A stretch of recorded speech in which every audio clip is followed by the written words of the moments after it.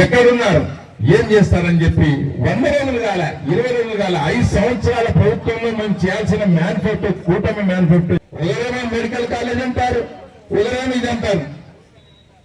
ఆదేవిలో medical college open చేసి చంద్రబాబుని కాయగొట్టించే బాధ్యత తెలుగుదేశానికి, బీజేపీ జనసేన. ఒక సామెత ఉంది మీకు, కూర్చున్నాం వాళ్ళే డబ్బులు తీసుకొని కోటాను కోట్లు తీసుకొని వచ్చి పూర్తి చేయాల్సినటువంటి బాధ్యత మాది, చేస్తాం. చెప్పకపోయినా ఒక్కటైతే చర్చ. నిన్న మీనాక్షి నాయుడు గారు నేను తిరుపతిలో ఉంటే ఫోన్ చేసి నువ్వు ఆలూరు ముందు ఇక్కడ వచ్చి పొమ్మని చెప్పారు. ఖచ్చితంగా వస్తానన్నా అని చెప్పాను. ఎందుకంటే తెలుగుదేశం పార్టీ ఆదోని డివిజన్ లో మనకు ఒక మూల స్తంభం, ఒక పెద్ద ఆయన, అలాగే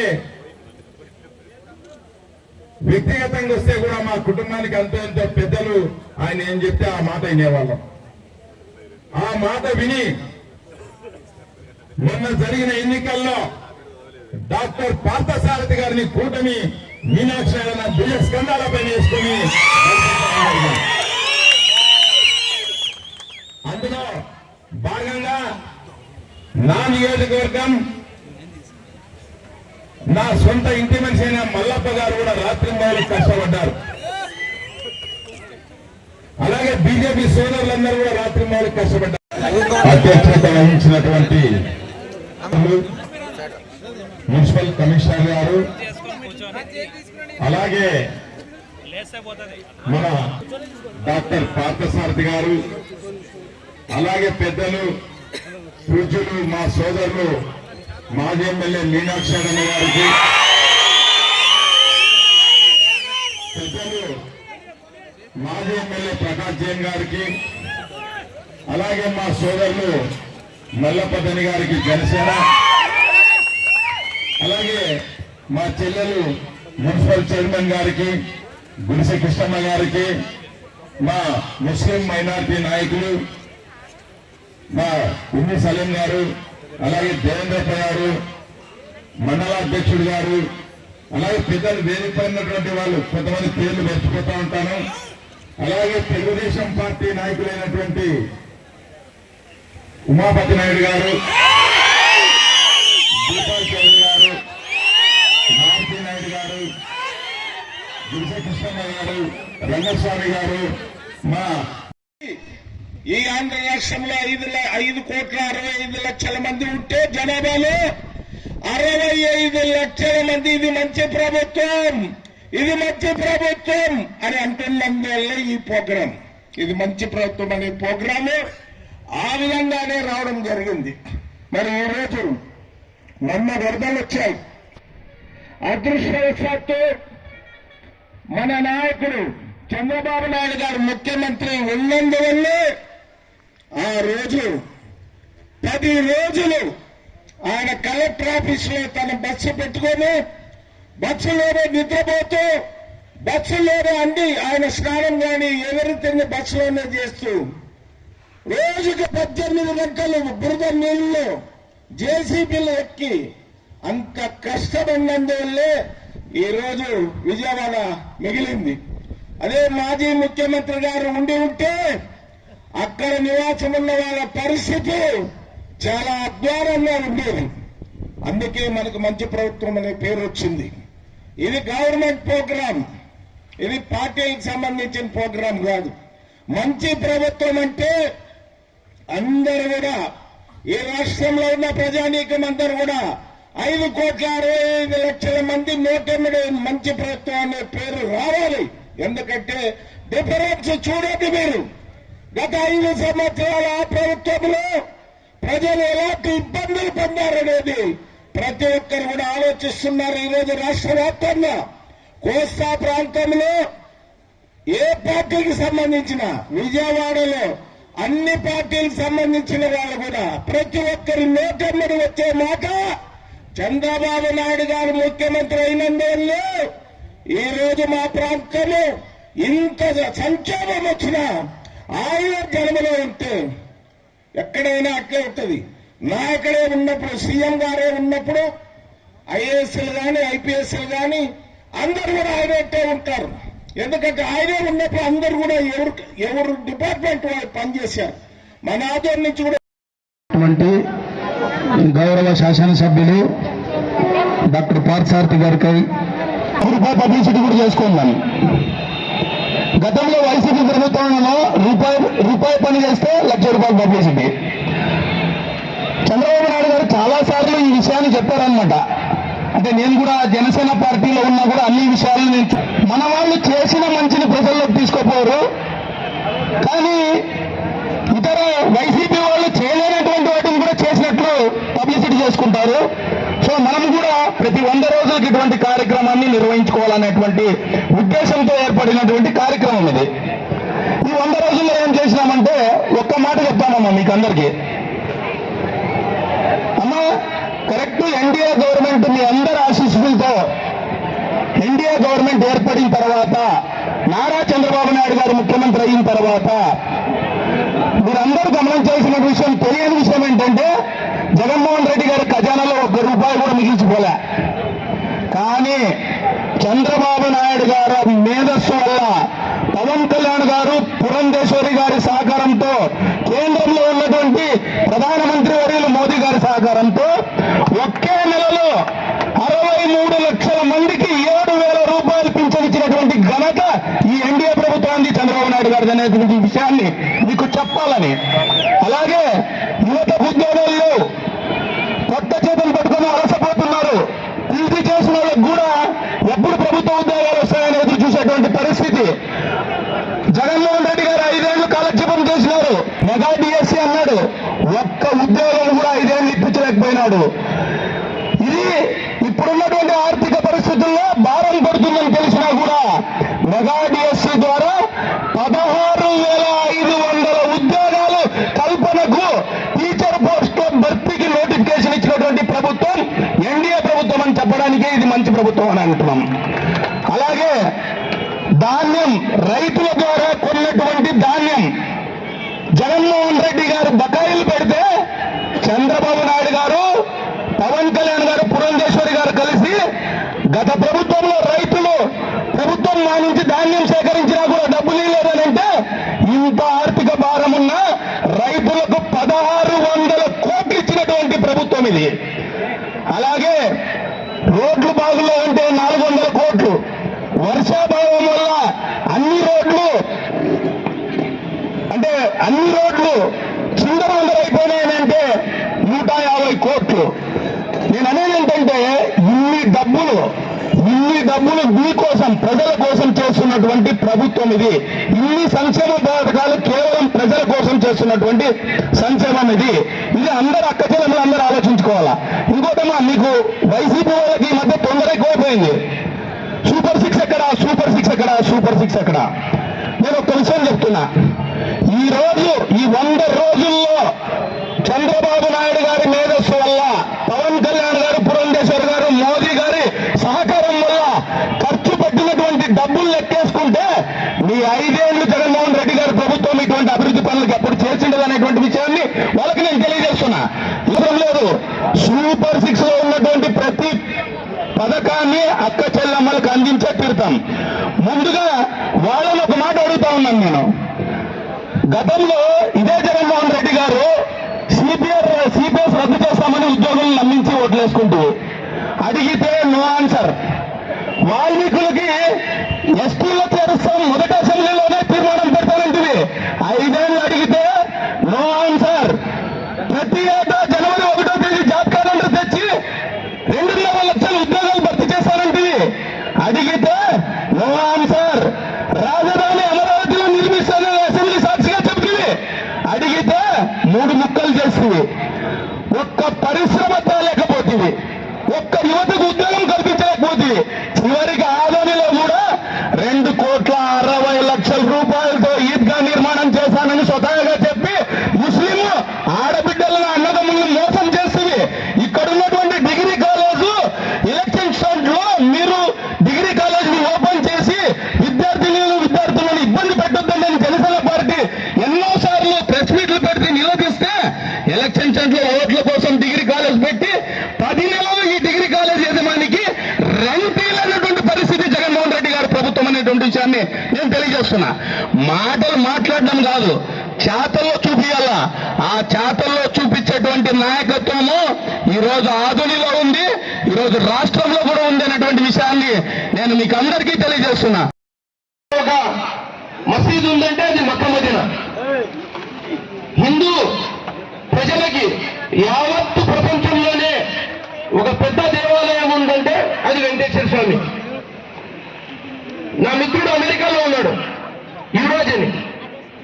యువరాజ్ ఆదం నుంచి మా శ్రీనివాసం వస్తున్నారు కదా అంటే, ఆయనతో ఏం తెప్పించుకుంటున్నావు అంటే, లేదన్నా లడ్డు తెప్పించుకుంటున్నాను, కలియుగ దైవం 7 కొండల వెంకటేశ్వర స్వామి ప్రసాదం కావాలని తెప్పించుకుంటున్నానని అంత పవిత్రంగా భావించి మనం లడ్డు అనే ప్రసాదం తెప్పించుకుంటాం. నేను జగనన్నకి ఒకే మాట అడుగుతున్నాను, అయ్యా నువ్వు 28వ తారీఖు కాలనడకతో 7 కొండల వెంకటేశ్వర స్వామికి దర్శనం చేసుకుంటున్నాను, అక్కడ నేను ప్రమాణం చేస్తానంటున్నావు. నీవు నీ వెంట నీ సతీమణిని తీసుకొని పోయే ధైర్యం ఉందా అని నేను ప్రశ్నిస్తున్నాను. ఒక సెక్యులర్ ముస్లింగా ఏ రోజైనా నువ్వు ఈ భారతదేశంలో 7 కొండల వెంకటేశ్వర స్వామికి దర్శనానికి పోతే భార్యాభర్తలు ఇద్దరు పోతారు. నువ్వు ఈ రోజు పోతానంటున్నావు కాబట్టి నేను నీకు ప్రశ్నిస్తున్నాను, నీ భార్యతో నువ్వు పోయి ఆ కలియుగ దైవం 7 కొండల వెంకటేశ్వర స్వామిని మొక్కుతావా అని చెప్తున్నాను. నీకు ఆ పవిత్రత లేదు కాబట్టే ఆ లడ్డూని కలిపి ప్రసాదం చేసి యావత్తు హిందూ మనోభావాన్ని నువ్వు దెబ్బతీసినావు కాబట్టి ఆ శాపాల వల్ల నీ ప్రభుత్వము నశించిపోయింది. నీకు ఈరోజు మోడీ నాయకత్వంలో భారతదేశం ప్రపంచ దేశాల్లోనే మన దేశాలను చాలా మంచి పేరు వచ్చింది. మీ అందరికీ తెలుసు, ఎక్కడ పోయినా ఈరోజు నరేంద్ర మోడీ గురించి మాట్లాడతారు. అందులో ముందు చూపు ఉండే నాయకుడు, రాష్ట్రాన్ని ఏ రకంగా అభివృద్ధి చేయాలనే ఒక నాయకుడు చంద్రబాబు నాయుడు గారు. ఆయనకు ముందు చూపు ఉంటుంది, కానీ ఏం చేస్తే బాగుంటుందని చెప్పి ఆలోచించే నాయకుడు మన Chandrababu Naidu. Press media, social media అందరికీ నా హృదయపూర్వక నమస్కారాలు తెలియజేసుకుంటున్నాను. నేను 2 నిమిషాలు మాట్లాడితే, ఎందుకంటే టైం ఎక్కువైంది కాబట్టి. దేశం గురించి, రాష్ట్ర రాజకీయాలన్నీ గురించి అందరూ చక్కగా చెప్పారు. అమ్మ ఇక్కడ మీరు అందరూ ఉన్నారమ్మా. పోయినసారి గవర్నమెంట్ లో ఏ విధంగా బాధలు పడ్డారు, ఇప్పుడు ఈ గవర్నమెంట్ వచ్చిన తర్వాత ఏ మార్పులు వస్తాయనేది మీకే తెలుసు. ఈ 100 రోజుల్లో మేము చేసిన అభివృద్ధి, మేము చేసిన మంచి పనులు ఈ 100 రోజులు పూర్తి చేసుకుని మీ ముందుకు రావడం జరిగింది. ఎస్పెషల్లీ ఆదోనిలోన మన అన్నగారైనటువంటి పార్థార్థన్న గారిని అత్యధిక మెజార్టీతో గెలిపించినందుకు ముందుగా మీకందరికీ నా హృదయపూర్వక ధన్యవాదాలు తెలియజేసుకుంటున్నాను. ఎందుకంటే చాలా మంది కష్టం గెలవడు అది ఇది అన్నారు. అయినా కూడా ఇక్కడ టీడీపీ, బీజేపీ, జనసేన కార్యకర్తల నాయకులతో పాటు ప్రజలందరూ కూడా ఆశీర్వదించారు కాబట్టి అత్యధిక మెజార్టీతో అమ్మ గెలిపించినందుకు ధన్యవాదాలు తెలియజేసుకుంటున్నాము. అదేవిధంగా ఏదైతే మేము అభివృద్ధి చేసి చూపిస్తామని అప్పటి నుంచి మేము గట్టిగా మాట్లాడుతున్నాము. ఎందుకంటే గత దశాబ్దాల కాలంగా ఆదోనిలోనే అభివృద్ధి జరగలేదు అని మేము గంటాపదంగా చెప్తూ మా ఎమ్మెల్యేని గెలిపించుకున్నాం కాబట్టి 5 సంవత్సరాల కాలంలోన ఆదోనిలో డెవలప్మెంట్ ఏంటి, ఈ విధంగా కూడా డెవలప్మెంట్ చేయొచ్చా అని చేసి చూపిస్తామని చెప్పి ఈ సందర్భంగా నేను తెలియజేసుకుంటున్నా. ముఖ్యంగా ఈ 100 రోజుల్లో పూర్తి చేసుకున్నటువంటి కార్యక్రమాలు ఏవైతే ఉన్నాయో అవన్నీ కూడా పార్థార్థన్న మహిళలకు, ఆదోనిలోనే ఎస్పెషల్లీ మహిళలకు, బాలికలకు హాస్టల్ సీట్ లేదంటే ఇమ్మీడియట్ గా అందరితో కొట్లాడి ఆయన 120 మంది వసతి ఉన్నటువంటి గృహాన్ని ఏర్పాటు చేసిన ఘనత మన పార్థార్థన్నకు దక్కుతుంది. ఎందుకంటే చాలా మంది అన్న ఎమ్మెల్యేగా గెలిచినప్పటి నుంచి చాలా వివిధ వర్గాలు చెందిన చాలా మంది కూడా అప్లికేషన్ ఇచ్చి మాకు సీట్ ఇవ్వాలి, లేకపోతే ఈ పిల్లల్ని, ఆడపిల్లల్ని, ఎస్పెషల్లీ ఆడపిల్లల్ని మేము మాతో పాటు వలసలకు తీసుకెళ్తామని చెప్పడం వల్ల అన్న లేదు ఖచ్చితంగా ఇది నేను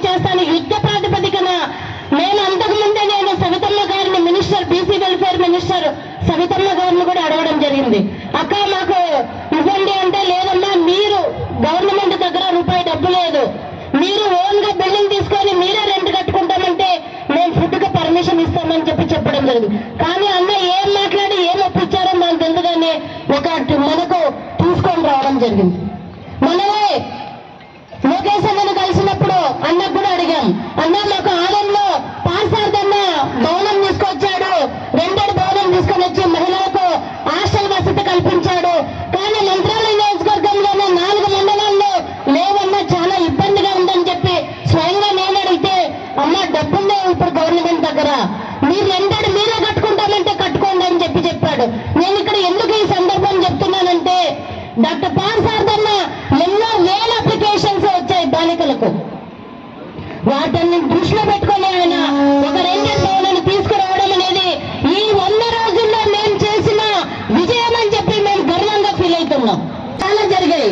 వాటన్నిటినీ నెమ్మదిగా ప్రతి వార్డులో ఒక చోట కాదు అనేక చోట్ల ఇక్కడ ఈ రోజు ఎక్కడికి వెళ్ళినా మాది ఎన్క్రోచ్మెంట్ అయింది అన్నా నాకు అలా అంటే మున్సిపల్ అధికారులు తీసేస్తున్నారని చెప్పి అన్న దగ్గరికి రావడం జరుగుతుంది. కానీ ఇన్ని సంవత్సరాలుగా పాలన చేసిన వైసీపీ నాయకుల నిర్లక్ష్యం వల్ల అనేక చోట్ల ఎన్క్రోచ్మెంట్ అయింది. కాబట్టి దాన్ని తొలగిస్తున్నారు. అది ఘన విజయంగా ఆదరణలో మనం చెప్పుకుంటున్నాం. దీంతో పాటు ఎన్నో విజయాలు సాధించాము. అదేవిధంగా పెన్షన్ మీకందరికీ తెలుసు, రాష్ట్ర వ్యాప్తంగా పెన్షన్ సబ్కా సాత్ సబ్కా వికాస్ సబ్కా విశ్వాస్ అనే లక్ష్యంతో ఆయన ప్రధానమంత్రి అయినప్పటి నుంచి బడుగు బలైన వర్గాల కోసం నిరంతరం పనిచేస్తా ఉన్నారు. ఒకప్పుడు రాజీవ్ గాంధీ చెప్పేవాడు, నేను ఢిల్లీలో 100 రూపాయలు పంపిస్తే ఇక్కడికి వచ్చేపాటి 15 రూపాయలు మాత్రం మిగులుతుంది, మీద 85 పైసలు అక్కడ అవినీతి జరుగుతుందని చెప్పేటటువంటి సందర్భం. కానీ నరేంద్ర మోదీ గారు వచ్చిన తర్వాత మనకి కరోనా సమయంలో అమ్మలక్కల యొక్క చెల్లెల పేరు మీద ఉన్నటువంటి జన్ధన్ అకౌంట్ లో 500 రూపాయలు పంపిస్తే 500 రూపాయలు నేరుగా వచ్చినటువంటి సందర్భాన్ని మీరందరూ గుర్తు చేసుకోవాలి. ఇటువంటి ప్రభుత్వం కేంద్ర ప్రభుత్వం. అదేవిధంగా రాష్ట్రంలో చూసుకుంటే ఈ యొక్క కూటమి ప్రభుత్వం ఉన్నటువంటి అనుమానం చంద్రబాబు నాయుడు గారైతేనే, మా అధ్యక్షులు పురంధేశ్వరి గారైతేనేమి, ఇప్పుడు ఉన్నటువంటి డిప్యూటీ సీఎం పవన్ కళ్యాణ్ గారైతే అందరూ కూడా ఒకటే ఆవేదన ఏమంటే బడుగు బలైన వర్గాల కోసం మేము పనిచేయాలి. అనేక ప్రభుత్వ సంక్షేమ పథకాలు పేపర్ల మీద కాదు, ఈ ప్రజల్లో గుండెల్లో ఉండే విధంగా వాళ్ళందరూ ప్రయత్నం చేస్తా ఉన్నారు. మనం అందరం కూడా ముఖ్యంగా మరీ చెప్తున్నా, ఎవరు ఏ సమస్య ఆయన ఇంటి ద్వారా ఎప్పుడు తెలిసే ఉంటుంది. ఎవరిని కూడా ఆయన ఇగ్నోర్ చేసే పరిస్థితి లేదు. ఎవరు వచ్చినా పలకరిస్తారు. ఖచ్చితంగా సమస్యను పరిశీలించే దిశగా వెళ్తూ ఇందాక అక్కయ్య చెప్పారు, మనందరం సిగ్గుపడాలి. ఈ రోజు మన ఇంత పెద్ద నగరంలో బాలిక పొందడానికి ఉండడానికి వసతి లేదు. ఆయన చూశాను నేను. అప్పటికప్పుడు రాత్రి అధికారి మాట్లాడి గుజరాతీ సమాజాన్ని ఒప్పించి ఆ యొక్క హాస్టల్ ఓపెన్ చేస్తే మీరందరూ నేను చెప్తున్నా ఒక్కసారి అప్పుడు హాస్టల్ చూసిరండి ఎట్లా ఉందో.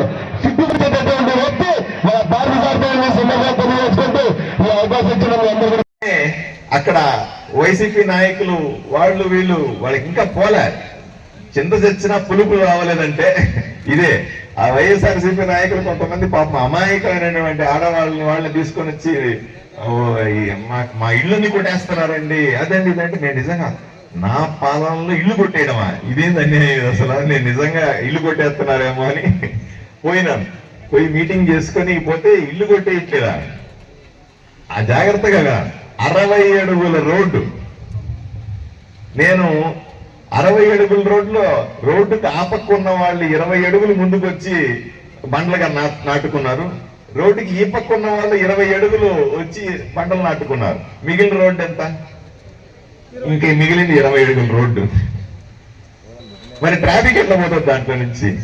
నేను రాగానే మున్సిపల్ కమిషనర్లకి వాళ్ళకి చెప్పిన, బుల్డోజర్లు తీసుకెళ్లి ఎవడెవడైతే ఆక్రమించుకున్నాడో నా పార్టీ నీ పార్టీ అని లేకుండా అందరినీ కొట్టుకుంటా పోండి అని చెప్పిన. వాళ్ళు టప్ప కొడతా ఉన్నారు. అప్పటిదాకా నాకు తెలియదు వైఎస్ఆర్సీపీ నాయకులు, ఇంత ముందు వైఎస్ఆర్సీపీ నాయకులు వీధికి పోయేది, నువ్వు నాకు 1,00,000 2 లక్షలు డబ్బులు ఇస్తే నువ్వు రోడ్డు ఆక్రమించుకొని నేనేం పట్టించుకోను అని డబ్బులు తీసుకొని ఆక్రమించుకున్నారు అందరూ కూడా. వాళ్ళు డబ్బులు కట్టిన వాళ్ళు ఊరుకుంటారా? ఈ రోజు కూడా చేస్తా ఉన్నారు. నేను చెప్పాను, పోయి చూస్తే మ్యాప్, మా మున్సిపల్ టౌన్ ప్లానింగ్ వాళ్ళు తీసుకొచ్చి మ్యాప్ పెట్టారు. సార్ ఇది 60 అడుగుల రోడ్డు అన్నారు. కొలిస్తే 20 అడుగులు ఉంది, ఇంకో 40 అడుగులు ఎడిపోయింది. ఈ పక్క వాళ్ళు ఆ పక్క కూడా ఆక్రమించుకున్నారు. దానికి పెద్ద గొడవ మళ్ళీ మా ఇళ్ళంతా కొట్టేస్తున్నారు. నేను చెప్పిన ఇది రోడ్డే. మీ 10 మంది కోసం ఆలోచన చేస్తే ఊరిలో ఉన్న 2,50,000 మంది పరిస్థితి ఏంది? నేను ఒప్పుకోను. ఈ ఊరిలో ఆక్రమించుకోవడానికి ససేమిరా, అసలు ఒప్పుకునేది లేదు. మా మున్సిపల్ వాళ్ళకి చెప్పాను, రికార్డు ప్రకారంగా ఏది ఉంటే దాన్ని కొట్టుకుంటా పోండి ఈ పక్క నుంచి ఆ పక్కని చెప్పినాను. రోడ్డు వెడల్పు చేయాల్సిందే, 60 అడుగుల రోడ్డు ఉండాల్సిందే అని చెప్పినాను. ఆ రకంగా ఈ ఊర్లో ఆక్రమణలన్నీ కూడా ఎక్కడ వీలైతే అక్కడ ఆక్రమణలు చేసి రోడ్డు పెద్దది చేసే పను ఇది అభివృద్ధి కాదా అని మిమ్మల్ని సూటిగా ప్రశ్నిస్తాం.